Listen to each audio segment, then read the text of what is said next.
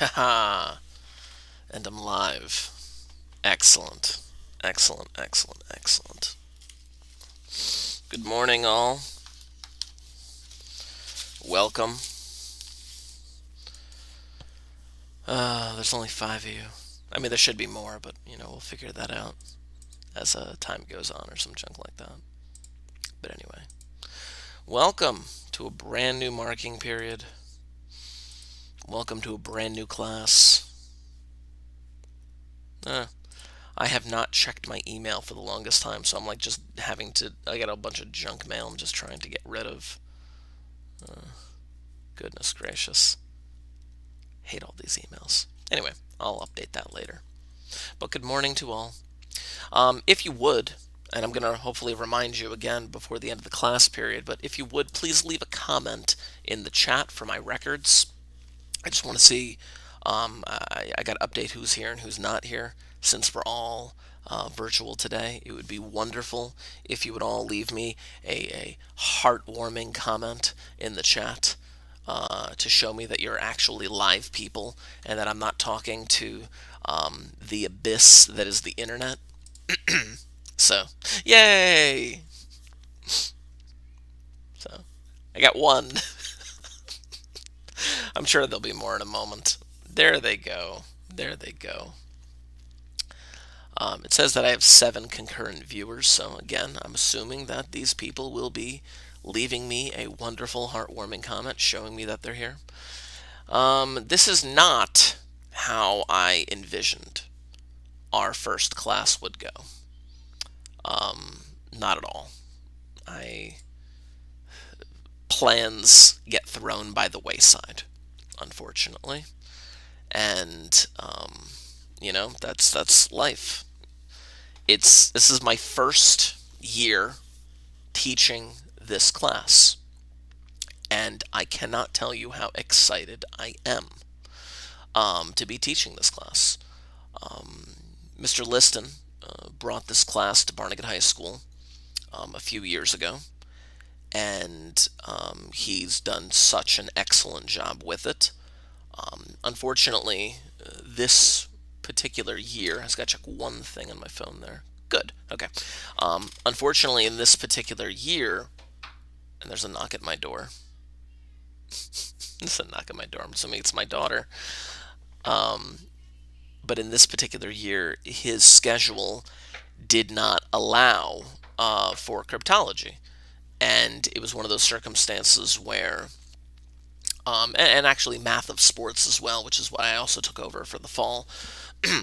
But his schedule didn't allow for it, and he did not want those classes to just go away, because if he didn't teach them, either someone would have to take them over, or no one would teach them. So Mr. Liston came to me and he said, "Listen, you're the guy." And I said, "Heck yeah, I'm the guy." And then we high-fived about it. I don't know. I really don't know. But no, I'm pretty hyped for this. I've been since. Oh, where'd my bookmark go? Oh, my daughter took my bookmark again. Goodness gracious. Since the middle of December, I've been reading through this, which is our de facto textbook for this course. And I'm not going to make you read the whole thing, no, but there are going to be certain reading assignments that I am going to give you out of this textbook, just so that you are aware. I've read pretty much the whole thing. The last large chunk of pages, right here, are appendices where they give you like examples and extra stuff and things of that nature. But yeah, it's a pretty awesome read, and I will be assigning you various portions of that as time moves on and things of that nature. So,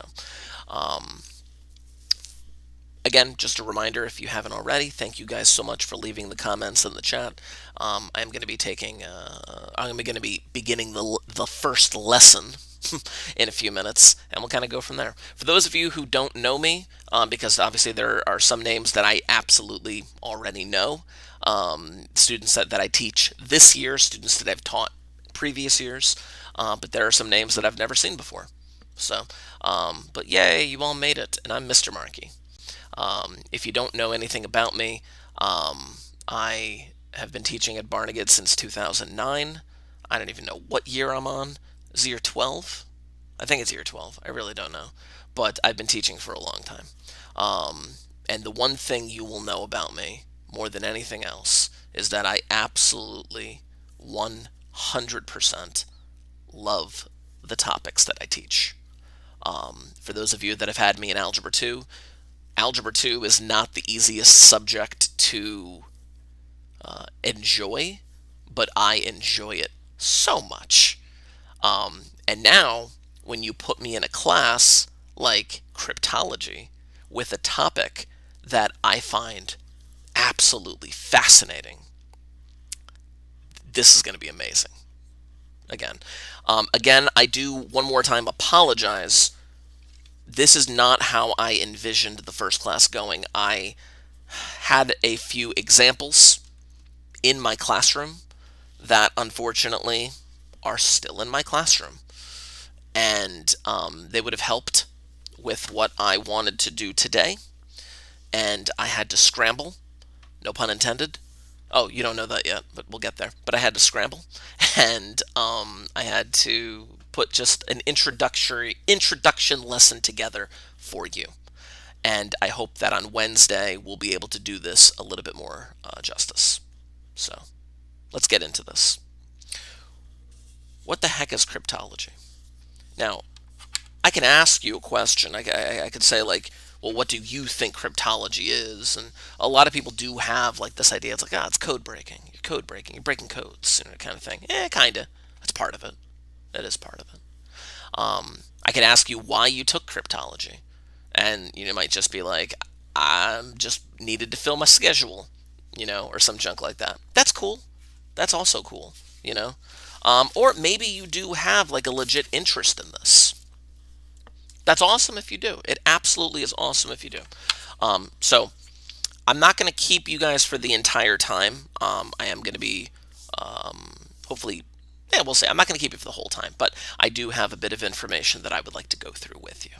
So, if you would, if you do not already have them out, I'm going to need those notebooks out and open. Yes, you will be taking a bit of notes in this class, but trust me, it is all for the greater good. I'm super hyped and psyched. It's your responsibility, for those of you who don't know me, it is your responsibility to maintain and keep a notebook. I am not going to be checking these notebooks, but it is your responsibility to stay on top of the information that I provide for you. Now, the other benefit to what we have here, I'm doing this on YouTube. Other teachers might be doing this on Google Meet. I hate Google Meet. I hate it with a passion. With Google Meet, you have to make sure you click record and unrecord, and then the file gets saved to your Google Drive, and then you have to upload things for your students and get a blah, blah, blah, blah, blah, blah, blah. I do this on YouTube. It takes all of these lessons and uploads them directly to my school YouTube channel, which I create playlists for. So, whenever you want, you can go back and find the exact lesson that we're referring to and knock the whole thing out. It is. Yeah, down with Google Meet. Revolution.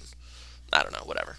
Today is February the 1st. Ooh, tomorrow's Groundhog's Day.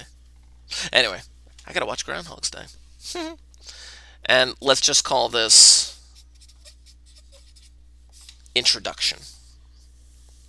So first, I want to give you what a definition of cryptology actually is. Is that too bright? What's going on there? The brightness factor is killing me. I gotta turn this brightness down. See if I turn this down a little bit. Hold on. Almost. Turn that down a little bit. That's a little better. Oh, down with this camera. Ugh, goodness gracious. Hold on, I do apologize. The brightness on this thing is really messing with me. Here, let me try to disconnect, reconnect something real quick. Let me disconnect, reconnect something real quick and see if that fixes the problem. Huzzah! It did! It totally did. Excellent. I'm very happy with that. Anyway, introduction. First of all, cryptology. I want to give you just a textbook definition as to what cryptology is, and then I want to kind of show you like how it actually entails. Cryptology is the study of codes.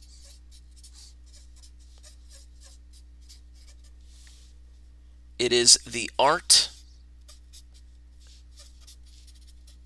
of writing and solving codes. Now, obviously, if you're dealing with secret codes, there is an immediate means to an end. I have information. I want to send or give this information to another person. But if I'm going to be sending this information to another person, I do not want anyone else to be looking or knowing this information. I could be sending this information via letter. I could be sending this information over the phone. I could be sending this this information electronically through the computer or across a wire, as you would back in the day, phone wires, radio wires, waves. But you must always go with the assumption that someone is always watching, someone is always listening, someone is always intercepting your message and reviewing that information. Happens all the stinking time. Back in the day, all the way to today. Cryptology is a battle between those who encode and those who decode.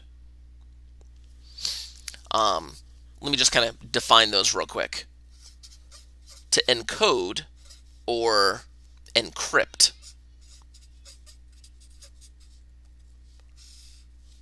is to turn a plain text into, well, our code, for the lack of a better term, whatever it may be. Now, that code may be other letters, that code may be numbers, that code may be symbols, it could be anything. But to decode or decrypt is the exact opposite. It is to turn the code into plain text.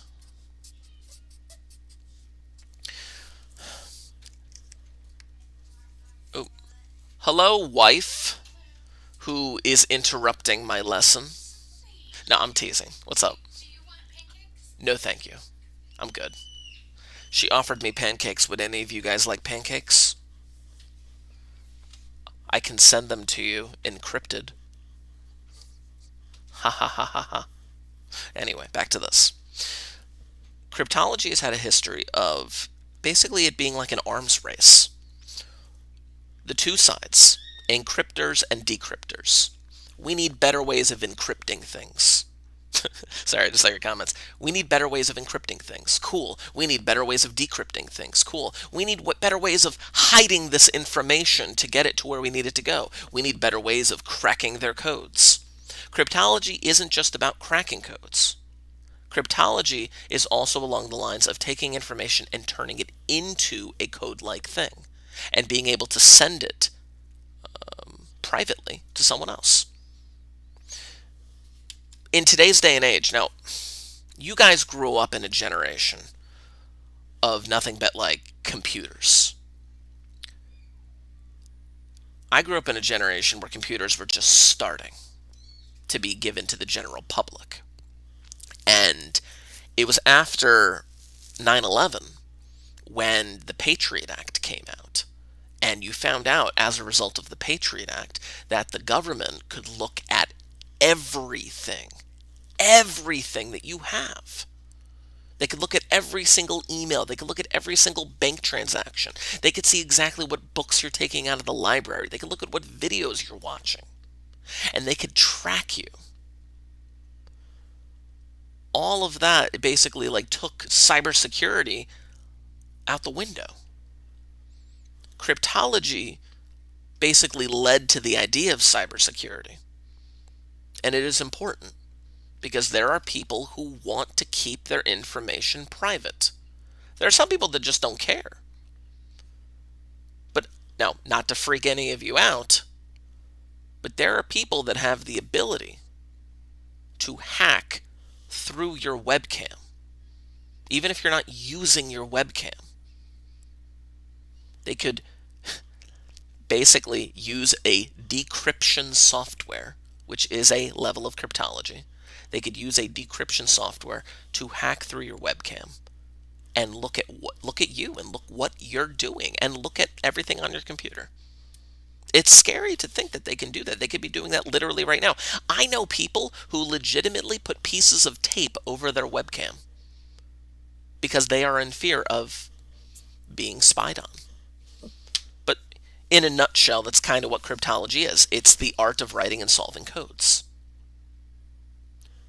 I need this information to be private. There are people who are trying to hack into that. Cryptology in a nutshell. Okay. So let me just draw you a little diagram right here to kind of... Oh, you are one of those people. Nice. Again, it's a legitimate fear to an extent, Let me draw you a little picture. And I'd like you to draw this picture as well, of course. First, you have the sender. The sender has this piece of information, whatever this piece of information is. This is your plain text. The reason why they call it plain text is because you can actually you can make you know what it says. You know exactly what it says. You can just look at it and read it. It's in English, yay. Obviously it doesn't have to be English. It could be any language, but you know what it is. Then there is this other thing that we use called a key. Now this key is used to help encrypt your information. It's combined with the plain text and a certain way of using it, which is known as an algorithm. I'm just going to put ALG for algorithm. You use the algorithm and the key to kind of fiddle with the plain text, and now all of a sudden your information's hidden. And it is not readable by the average person. And now this is what we call the ciphertext. The ciphertext, at first glance, you have no idea what the heck it says. And I'm going to be showing you a few examples of that in a minute. But that information, that ciphertext, is sent to the receiver, the person that you want to see this information. Now, the person that you want to see this information, they know how you encrypted your information. They know the algorithm. So they know the algorithm, and the receiver also knows the key. So they take the key and they apply it with the algorithm to the ciphertext. And out of it comes the plain text. And all of a sudden it's readable again. This right here is an oversimplified version of what cryptology does.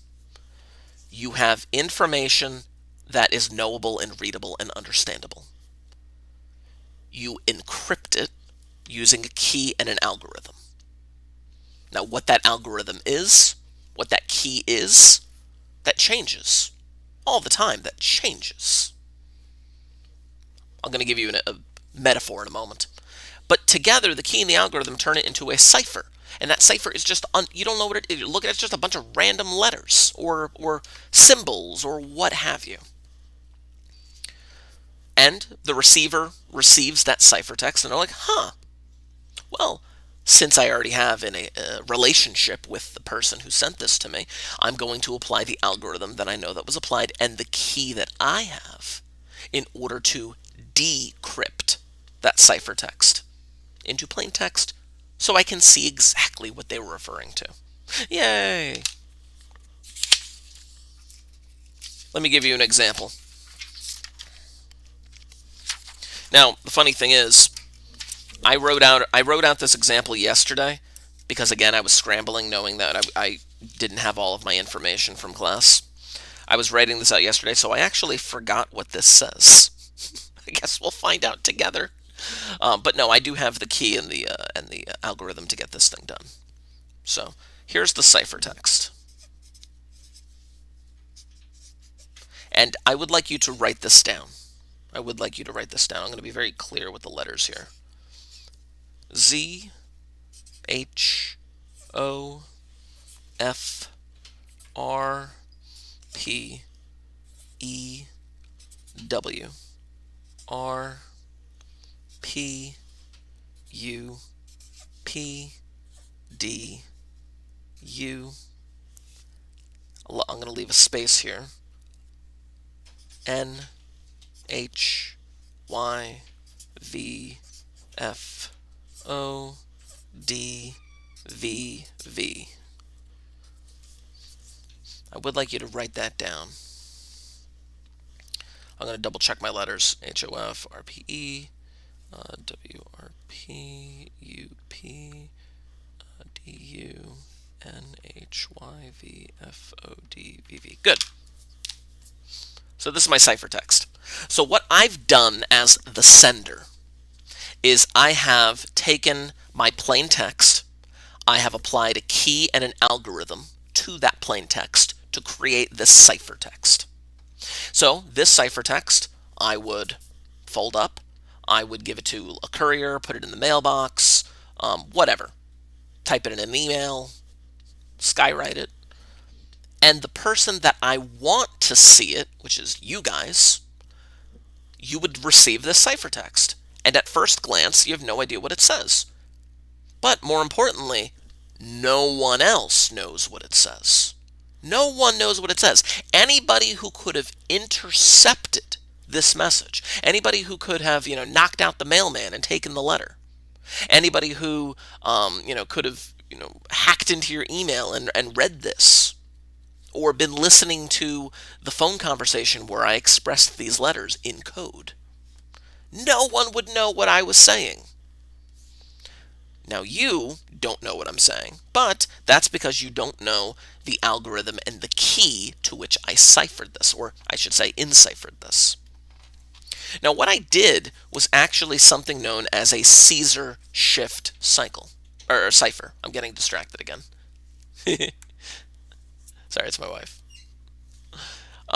What I used was a Caesar shift cycle. Now this cipher, I keep wanting to say cycle, but this cipher was originally used over 2,000 something years ago. It was mainly used in Rome, is one of the more basic ciphers, but you got to keep in mind that 2,000 years ago, not everybody has a proper education, not everybody has the ability to read, and not many people know about the concept of codes. So they would see all these letters, and even if you could read those letters, it's like, well, I don't know what to do with them, and they just kind of toss them aside. Now obviously this is English, and back then it would be, whatever language they were using, Italian, Roman, whatever, I don't care. But here's what it basically did.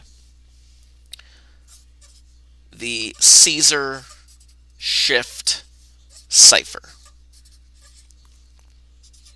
First, there would be a plain alphabet. The plain alphabet is your regular alphabet. Now, for our sake, I'm going to use the English alphabet. I'm going to, again, write this out. A, B, C, D, E, F, G, H, I, J, K, L, M, N, O, P. I'm going to run out of room. That's okay. Q, R, S. I'm going to leave some room. Here we go. T, U, V, W, X, Y, and Z. There we go. So there's my plain. Now notice I left some space because I'm going to be filling in some gaps underneath. And I'm going to fill in those gaps in red so you can see them a little bit better. Oh, I could use like a red Sharpie. Do I have a red Sharpie here? I wish I had a red Sharpie. That is a dry erase marker. Again, if I were in my classroom, I would have everything that I needed. But no, I'm here. Alright, fine. Ooh, pink. I'm going to do pink. But then you would have a cipher alphabet. And the cipher alphabet would basically say, okay, instead of A is going to be represented by a different letter. And for the sake of the idea of Caesar shift, I'm going to write it like this. D, E, F, G, H, J, K, L, N, O, P, Q, R, S, T, U. Sorry, I won't do that.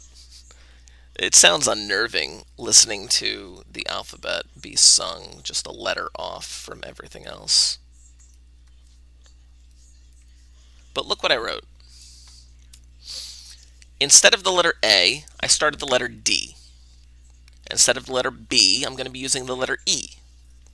This is the Caesar shift cipher, where you would basically take the existing alphabet, and for the cipher alphabet, you would just literally shift things over a certain number of places.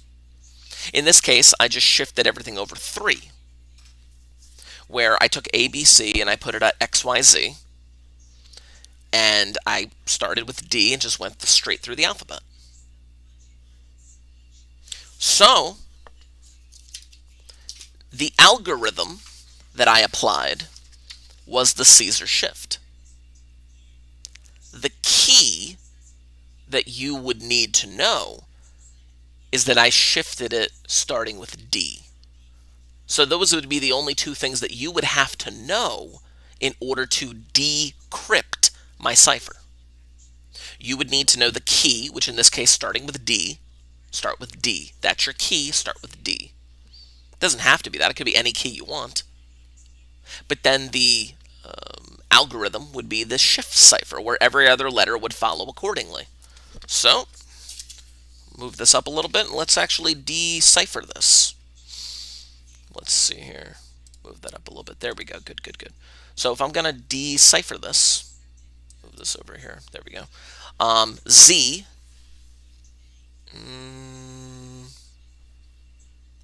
Now, mind you, this is the ciphertext. So the Z that you're actually looking for is the one that is written in pink. Z, putting it back into plain text, would be W. H would be E. O would be an L. F would be a C. Now at this point, hold on, pause right there. At this point, you might be able to figure out exactly what the beginning of this phrase is.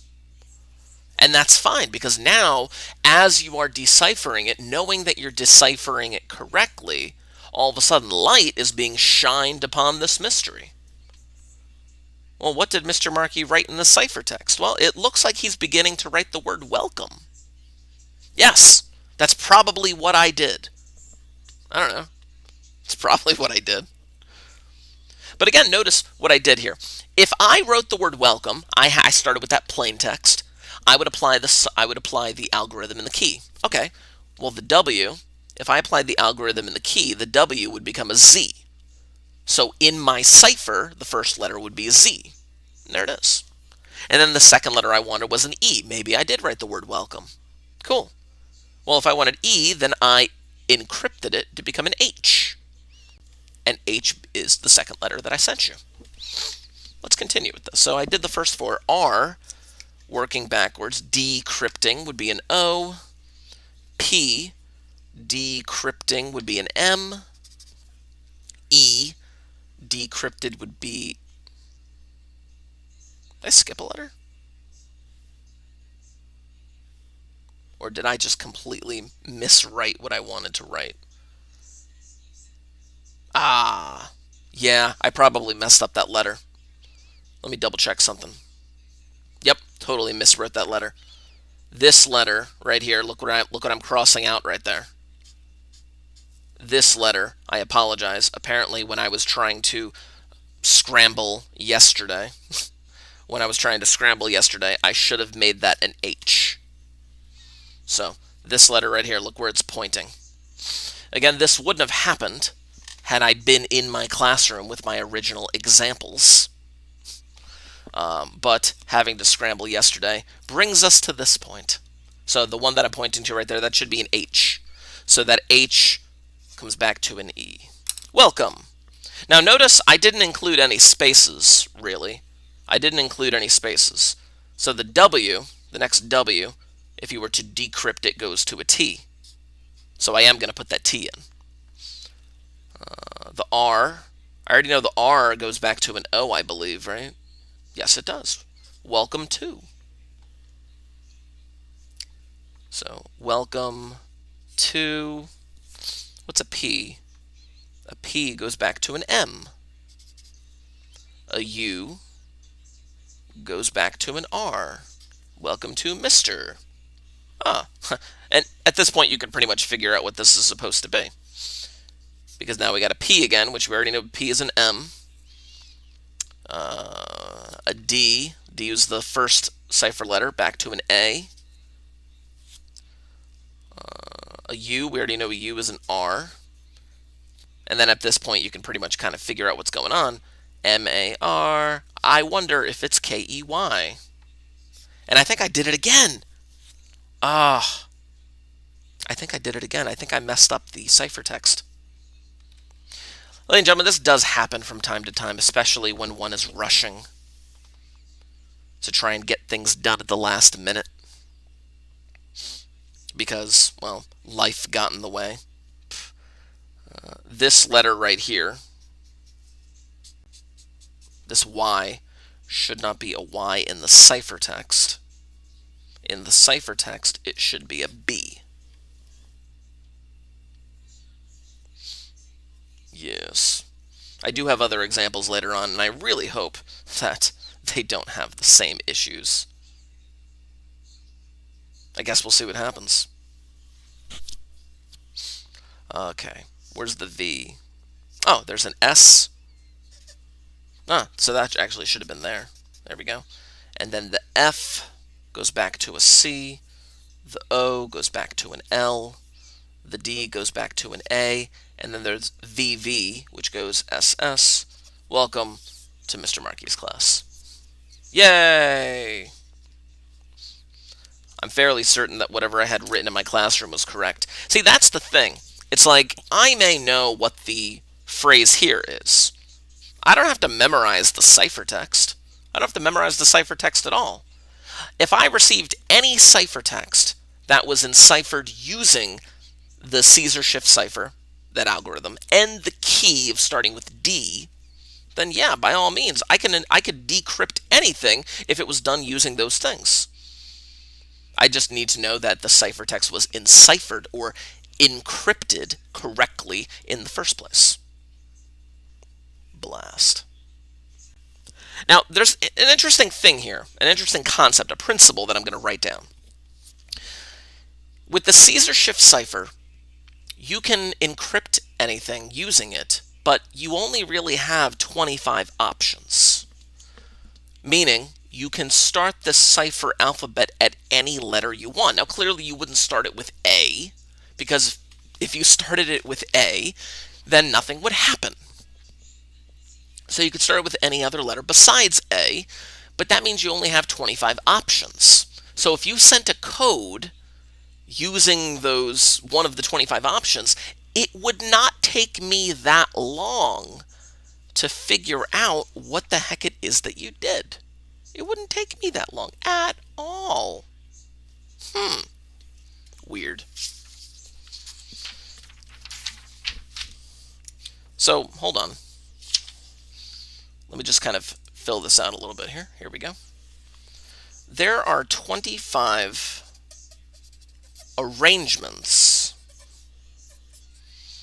of ciphers with the Caesar shift.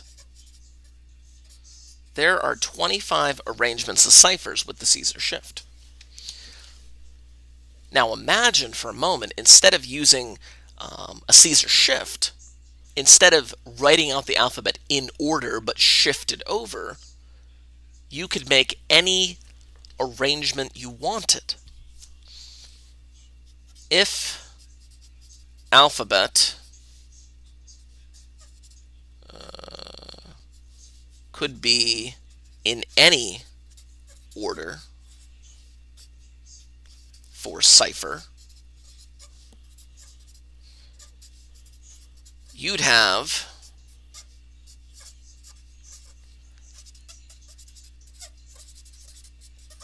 that many arrangements. You would have that many arrangements. Now, to put that into perspective as to how many arrangements that actually is in terms of the alphabet, if you were to check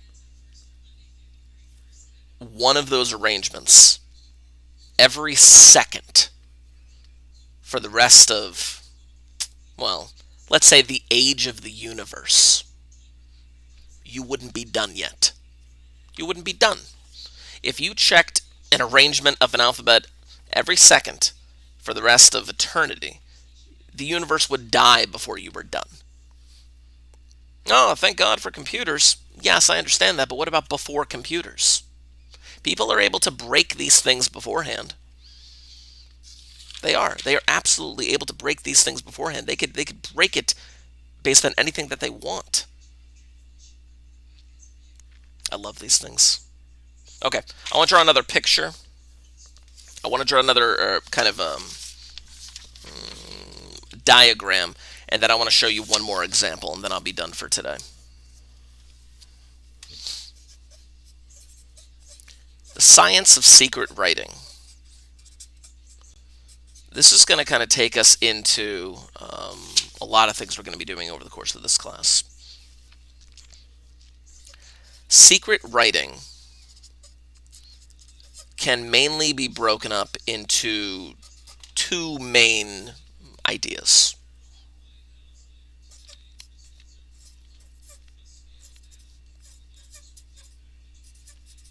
One is called steganography.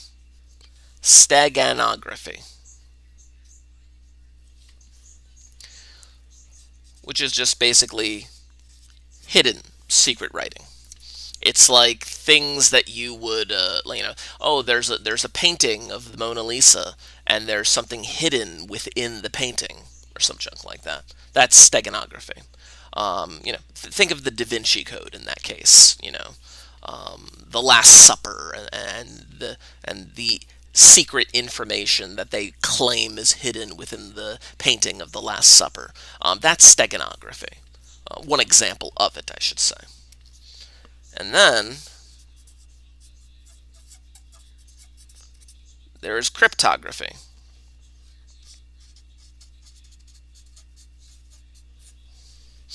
Which is scrambled writing, which is taking some information and scrambling it in such a way which makes it unreadable to somebody who was able to look at it unless they were able to unscramble it. So there's two main things that we're going to be looking at.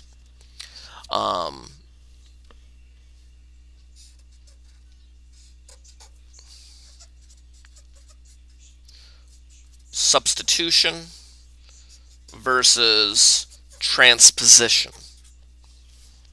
What we just did with the Caesar shift cycle was something called substitution. We took one letter and substituted it for another letter. And in fact, we took every letter in the alphabet and we substituted it for another letter in the alphabet. That was our substitution.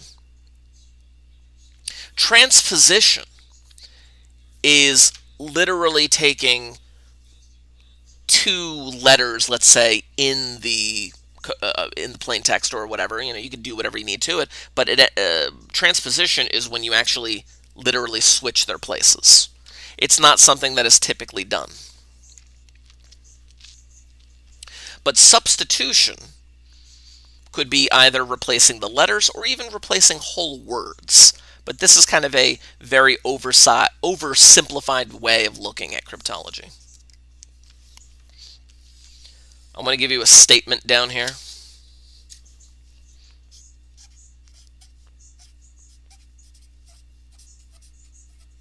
It's called can't even pronounce it, Kirchhoff's principle.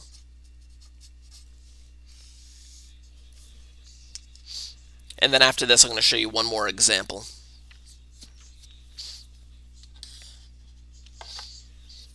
And then a little bit of a challenge. A little bit of a challenge. Yes. Let me actually put this challenge into action while I have it on my mind, because I think that would be amazing if I kind of gave you this challenge. There we go. And come on, little challenge. There we go. Okay. Kirchhoff's principle. I keep wanting to pronounce that CH differently. The security of a crypto system must not depend on keeping secret the algorithm.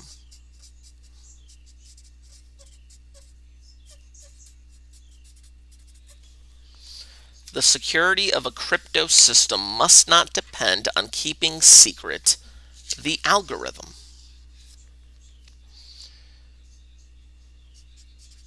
The security depends only on keeping secret the key.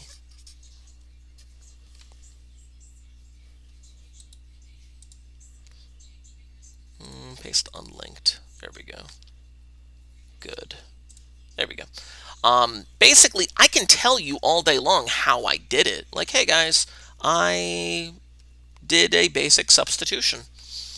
It's a substitution cipher. It's not a Caesar shift, but it's a substitution cipher, meaning each letter is represented by something else. But if you don't know what the key is, then you're stuck.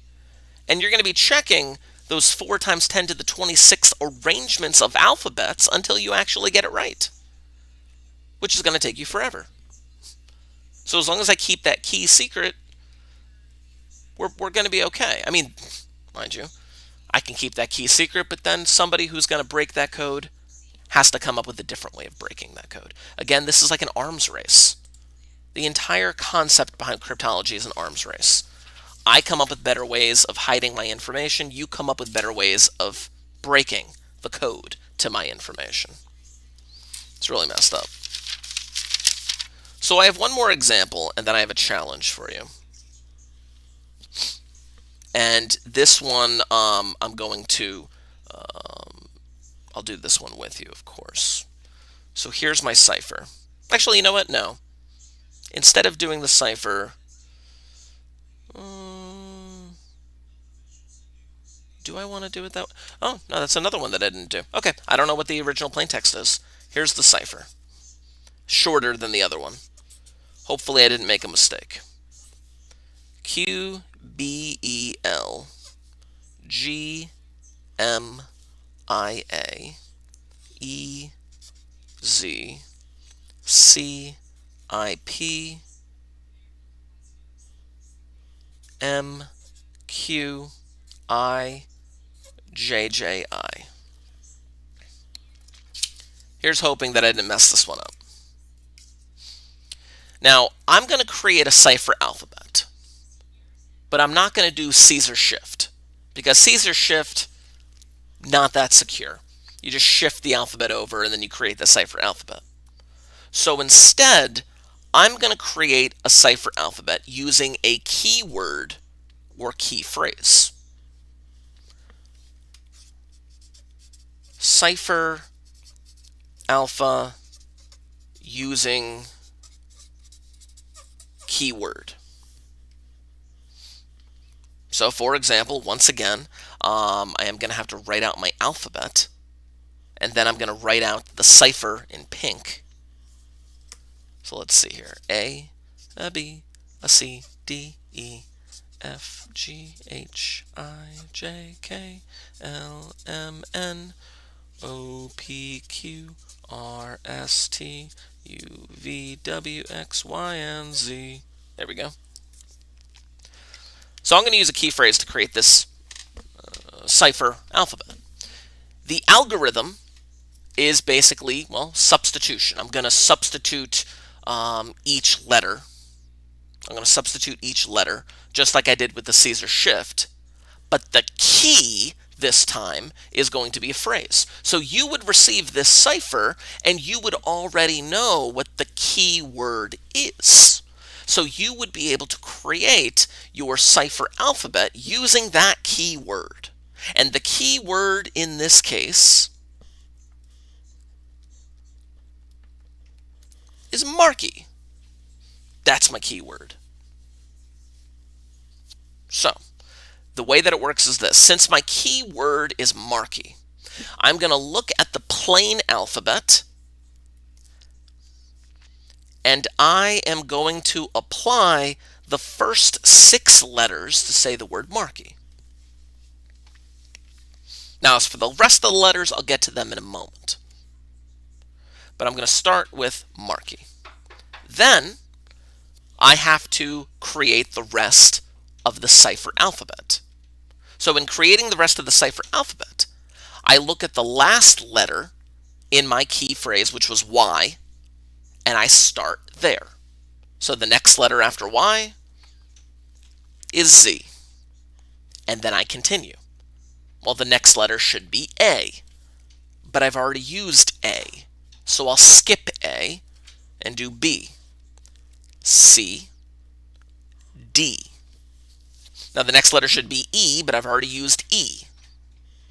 Okay, so E, F, G, H, I, J, but now I've already used K, so I'm simply just going to skip K. L, I've already used M, N, O, P, Q, I've already used R, S, T, U, V, W, X. Now, if done correctly, every single letter of the alphabet should be used and has now been ciphered. This is in pink, my cipher alphabet. So whatever phrase I did here, whatever phrase I encrypted, I used the cipher alphabet. So now we got to work backwards. Let me use a different color here. Let me use green. Will green show up? See if that showed up at all. I don't think that showed up. It kind of showed up. Okay, I'll use green. So once again, I'm going to be able to decrypt this, whatever the heck it is. And again, I don't remember because I didn't write it down. All right, Q. Where's Q on here? Q relates to the letter T. Okay.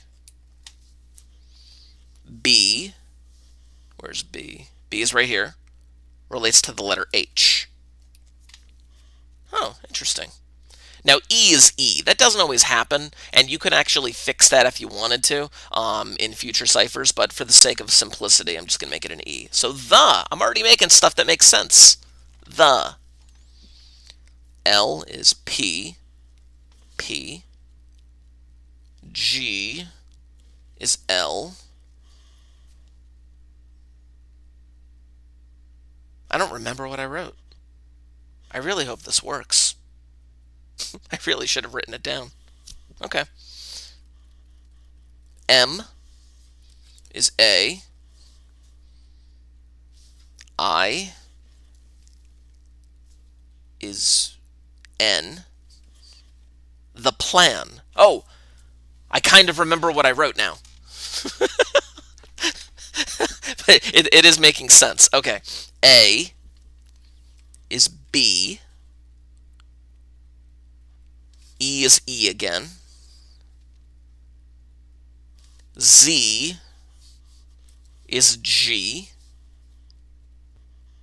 C is I. I is N.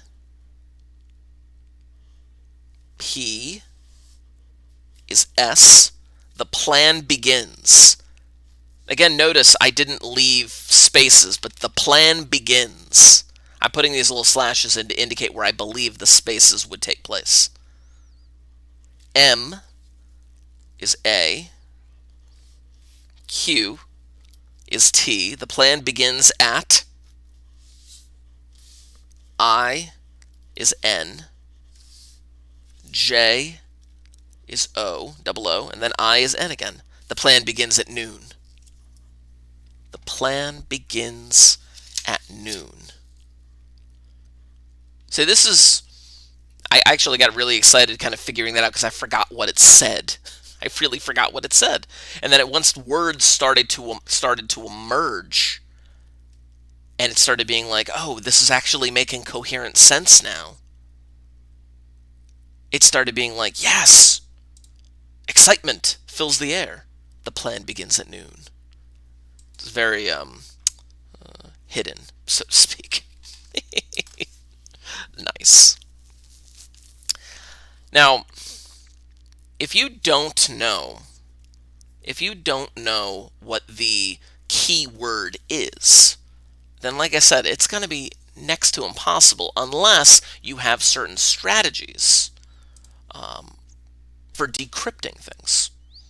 And again, keep in mind, you can't repeat letters. There are 26 letters in the plain alphabet. There should be 26 letters in the cipher alphabet. So since my key phrase was Markey, M-A-R-K-E-Y, since my key phrase was Markey, I couldn't use those letters over again. I couldn't use M-A-R-K-E-Y. After the Y, I had to start with the Z, and then I went through the rest of the alphabet as normal, skipping the letters that I've already used. That is the general idea behind this cipher alphabet concept. Now, I want to show you something. There it is. Yeah, I have to relabel this. So this is the 2/1. No, I'll do first day. This is first day challenge. This is a first day challenge. You can't see what I'm looking at, but I will show you here. There we go. I am going to share with you this Google Doc. And this Google Doc, I have a code, so to speak. I have a cipher text. And you do not know what key phrase I used. Now, again, being that this is a little bit of a challenge, I am not, oh, I flipped to the wrong thing. Here we go. Being that this is a little bit of a challenge, this is not going to be worth a grade or anything like that. This is just going to be one of those things of like, hey, see if you can do this. See if you can do this. So I'm actually going to give you a little bit of a head start to kind of get this done on your own time. I am going to assign this through Google Classroom, but like I said, it is not going to be, it's not going to be worth a grade. But how I'm going to help you get this thing started, here we go. How I'm going to help you get this thing started is by actually showing you what the beginning of the cipher alphabet should look like. So here's plain text. A, B, C, D, E, F, G, H, I, J, K, etc. Now, here's what I did. The key word that I used, the key word that I used was mathematics. However, you cannot just simply write the word in mathematics underneath here and assume that it's going to work, because there are a lot of repeated letters. A repeats, T repeats, M repeats. You can't do that because 26 letters are going to correspond to 26 letters. So the way that this is going to work is like this. I'm going to begin writing out mathematics. I got E with E again. That happens. But the moment that I get to a repeated letter in the key word, I'm just going to skip it because I've already used it. I've already put M in the cipher. A is already in the cipher. T is already in the cipher. I, C, S. Nice. Now, to continue the rest of the cipher, you would start with the letter that you finished with, S, and you would continue the alphabet from that letter. So the next letter should be T, which we've already used, and then the next letter should be U. U, V, T, U, V, W, etc. Dot, dot, dot, dot, dot, dot, dot, dot, dot, dot. See, the thing is, all you would have to memorize is the key word, mathematics. And knowing the key word and knowing the algorithm of this cipher alphabet, you would be able to decode what I'm going to throw at you. So, using this information, you're going to, again, this is going to be on your own time, you're going to finish up this alphabet, and I am going to assign you, here we go, the Google Drive, I'm going to assign you the cipher code. First day challenge, there it is. And you are going to decode this cipher using the information from class today. Post the answer to, I should say not post, but submit. Submit your answer to this assignment. This is ungraded. This is the first day challenge. First day challenge. Ungraded, and I'm going to make it due for Wednesday. I'm going to make it due for Wednesday by, I'm going to make it due by 8:30 a.m. Assign. And we'll kind of go from there. So, the whole alphabet. Again, this is not the first day that I envisioned this class to be like. I had things in my classroom ready to go, but now they're in my classroom. How am I supposed to do anything? Anyway, Sky, I'm excited too, because there's a lot of things that we're going to do. In fact, I can't wait. I can't wait to show you the Beal cipher. The Beal cipher. There's a whole mystery behind the Beal cipher and buried treasure somewhere in America. I'm so just hyped for it. I actually tried to crack the Beal cipher unsuccessfully, but I'll talk more about that maybe on Wednesday, because I want to do from steganography, but I also want to talk about the Beal cipher, because it is just a basic like letter substitution thing. But anyway, I digress. You have your assignment. Again, ungraded. Give it a shot. Challenge yourself. See if you can do it using the information we did in class today. Email me if you have any questions, and we will pick up with more of this on Wednesday. Thank you guys for bearing with me. It's 9:23. I did not intend to go this long, but I got a little carried away. But thank you for joining me, and I will talk to you more on Wednesday. Bye-bye, bye-bye. Take your stuff with you. Go enjoy the snow. What's left of it. Okay, bye-bye.